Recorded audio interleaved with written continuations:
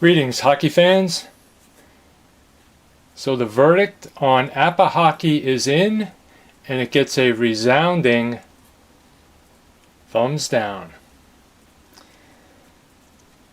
So let's talk a little about some of the issues I have with the game. So I played a couple of practice periods to get the mechanics down. And once you learn the mechanics of the game, it plays pretty easy. But still, it took me 90 minutes to play a full game, a half hour period. And for what the game delivers, that is not a sufficient payoff for investing 90 minutes into a game. Now, just to give you some of the results that I got out of 3 full games I played with most of the rules. These are using the 2018-19 teams that came with the game. First game, St. Louis 1-0 over Boston with Tarasenko scoring the only goal. 3 penalties in the game, 3 minors, and one of them a bench minor. And I didn't track the shots on goal. Second game between the same 2 teams. Boston won this one 6-2. Had 1, 2, 3, 4, 5, 6, 7, 8, 9, 10, 12 minor penalties in the game. So a lot more penalties this time, and there was 3 power play goals, including a 5-on-3. And the shots were 35-17 in favor of Boston. And then, and there were 3 bench minors penalties in the game. So that's in 2 games. There was 4 bench minor penalties. And the last game was San Jose, same score as the previous game. San Jose 6-2 over Carolina. And Carolina had a shorthanded goal in the game. And there were 4 minor penalties, including 2 coincidental minors, and there was 1 rare play reading where a Carolina player was injured during a power play. And the shots were, 10, 16, 24 Carolina, and 20 for San Jose. So the results weren't that unreasonable. I'm not all that familiar with the modern teams anyway, but for 90 minutes I found the gameplay was pretty tedious, and I could say where I had a real problem was now this is the forecheck chart where the most of the readings are going to come from off the player cards. So there's 45 possible numbers that are going to be found on the player cards. And forecheck 2 is where the majority of the readings are going to come from. Forecheck 3 is recommended like for the team that's trailing at the end of the game to catch up. And forecheck 1 is recommended for teams that are trying to protect the lead. So most of the readings are going to come from forecheck 2. So 14 out of, that's like 1/3 of the readings, 14 out of 45 readings are an interception by the opposing team. And I've been playing 5-minute line shifts per period. So 4 different line shifts in a period.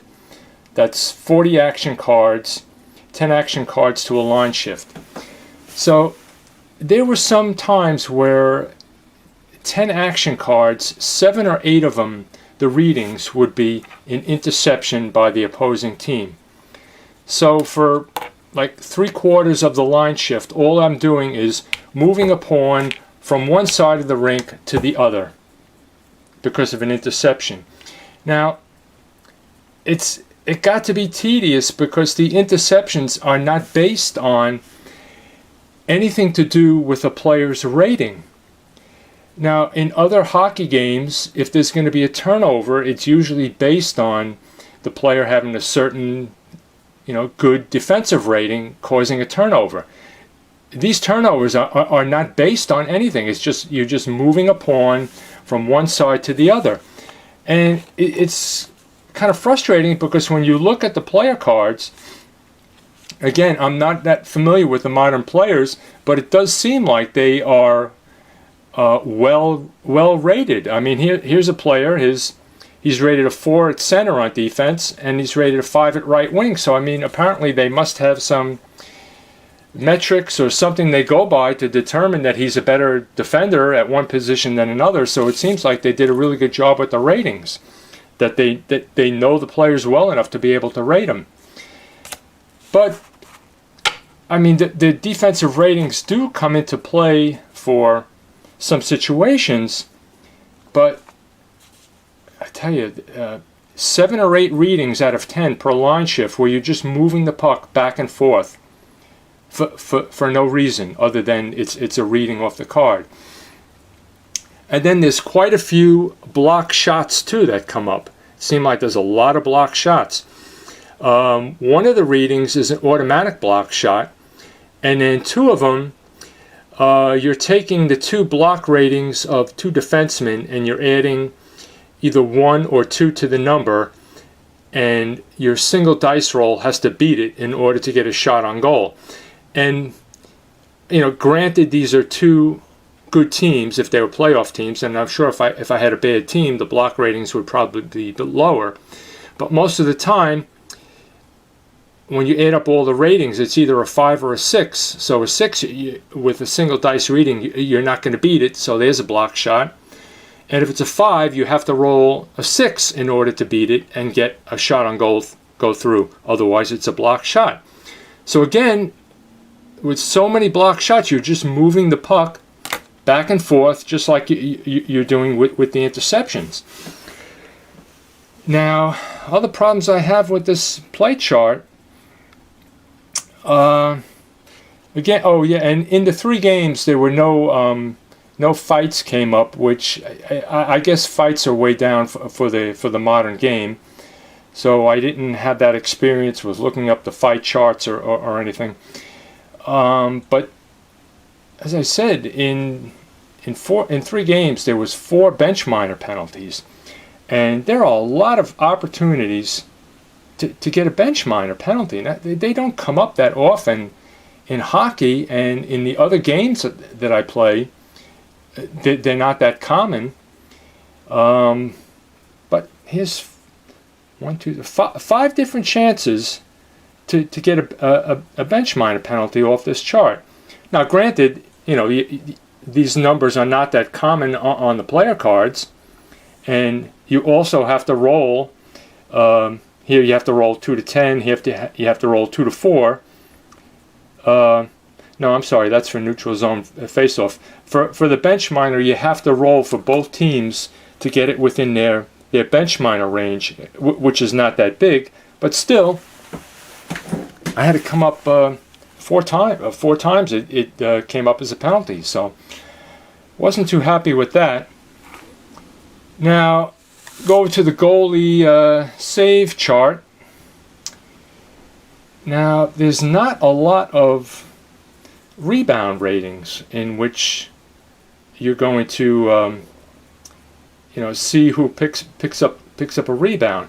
Now, there are a lot of saves in which the either the defense takes the puck or the opposing team takes the puck, and there are some where the opposing team gets the puck and they also get a shot on goal. Now again, these readings are not based on the opponent's offense rating, the goalie's team, defenseman's rating.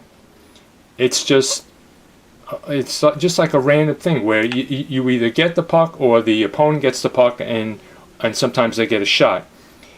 So I think in the 3 games I didn't have one rebound rating. Let's see, there's 1, 2, 3. There's 5 rebound things. I didn't have that come up once in 3 games. So you could say technically a lot of these readings are considered rebounds because it's a save, and either the defender gets it or the opponent gets it, and sometimes the opponent gets a shot. But again, it's not based on any kind of ratings, any kind of abilities for any of the players.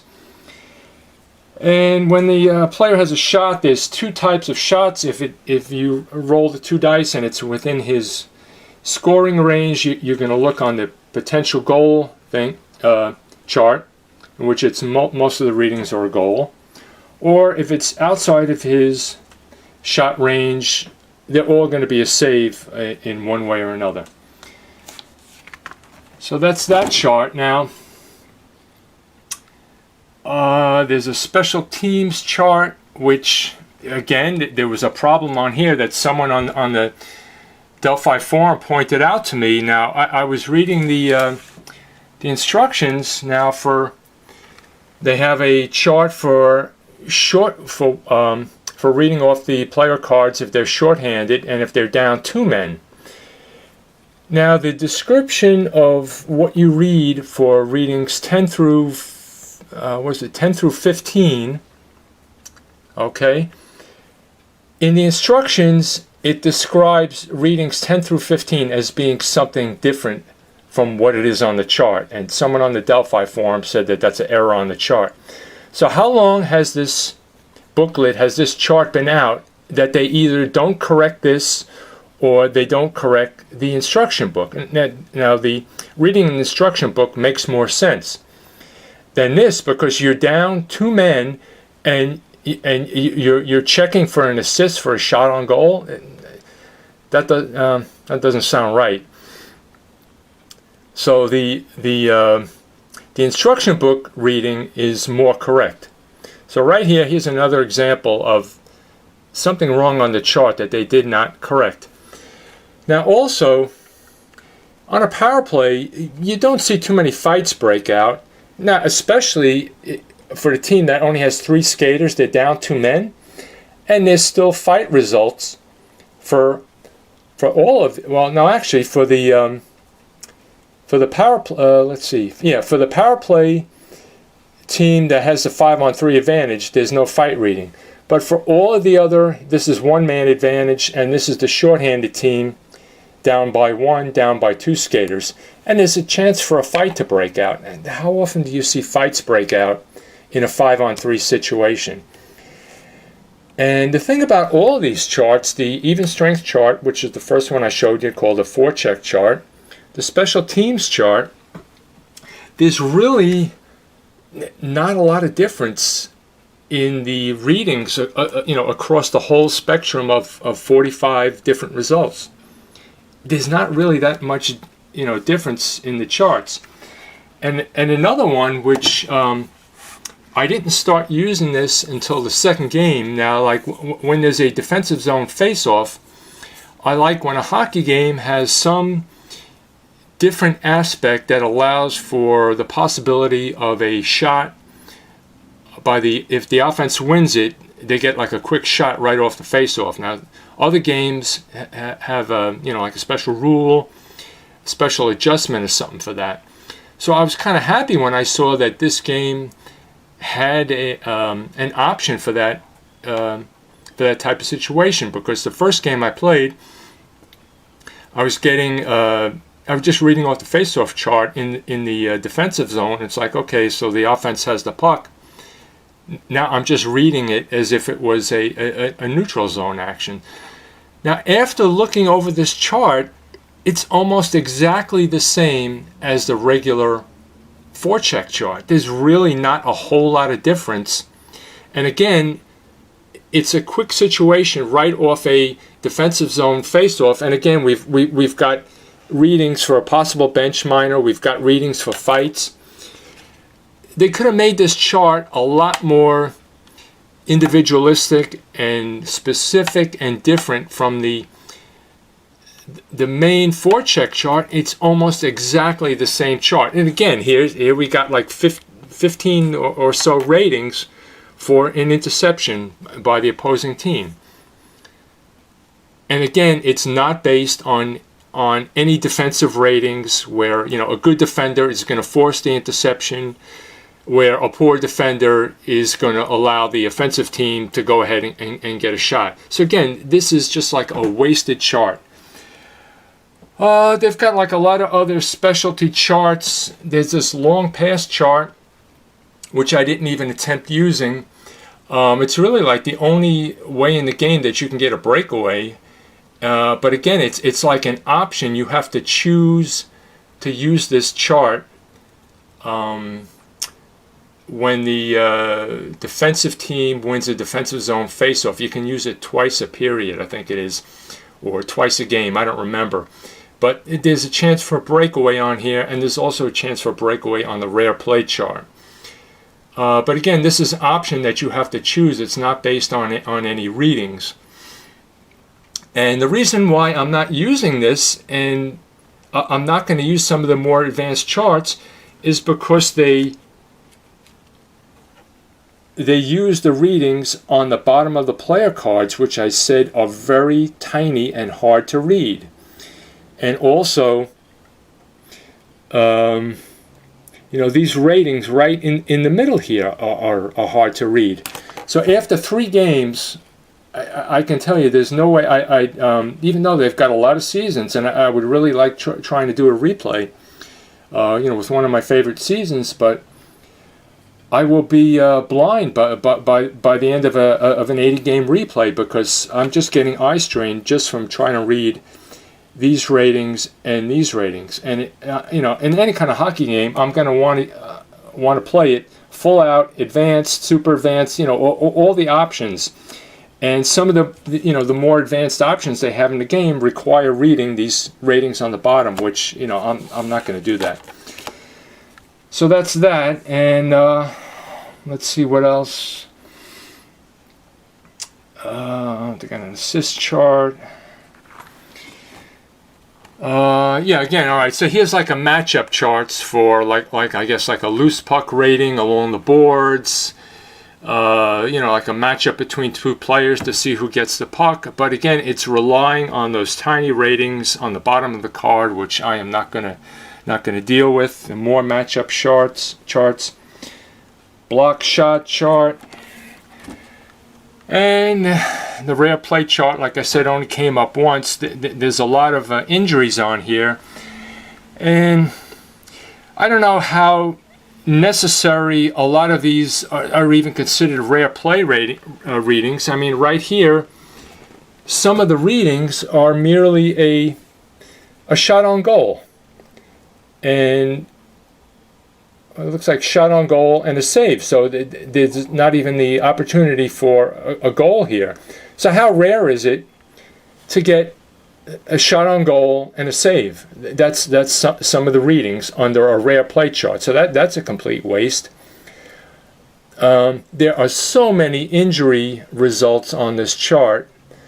That's not necessary. If you're going to have a rare play chart, have it be stuff that doesn't come up that often. And just you get down to the bottom, it looks like there's some. There's a bench clearing brawl reading. There's a couple of fight readings which maybe have some other unusual results, but a lot of this, to me, it's just a waste. It could have been really condensed down to something smaller with some like authentic rare plays. Now up here we got some breakaways, but and of course more bench minor chances, as if we don't have enough bench minor chances. So really, from what I've seen after 3 games, and just moving that token back and forth, interception by the other team, based on nothing, is just a complete waste of time. Now I got the readings down pretty quick, because there's certain readings on the cards.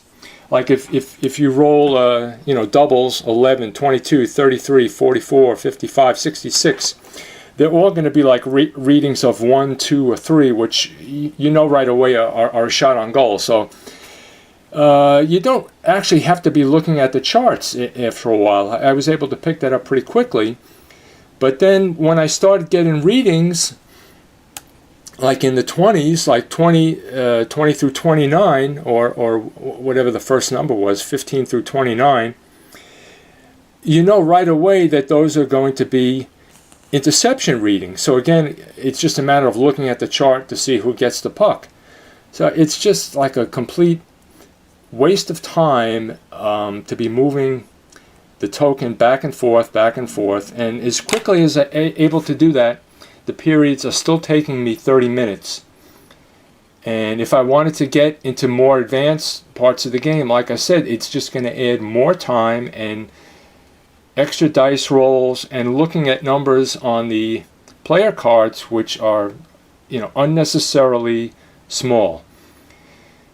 So after 3 games, I mean, like I said, I would really like to check out some other seasons. They've got 74, 75 WHA, which I would like to do. But, I mean, if the game could be played in 60 minutes, I might want to take a chance on getting a season.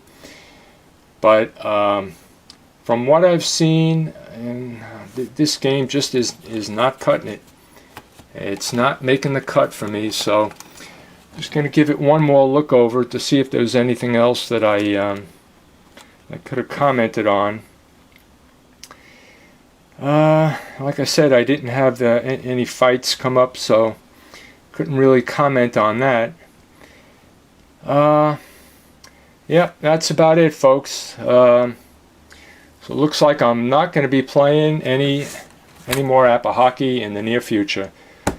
So thanks for putting up with a 21-minute rant, and catch you on the next video. Bye.